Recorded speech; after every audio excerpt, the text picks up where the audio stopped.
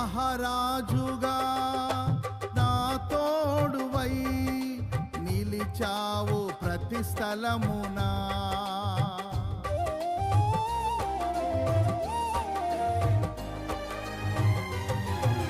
నా భారము నీవు మోయగా సులువాయే నా పయనము.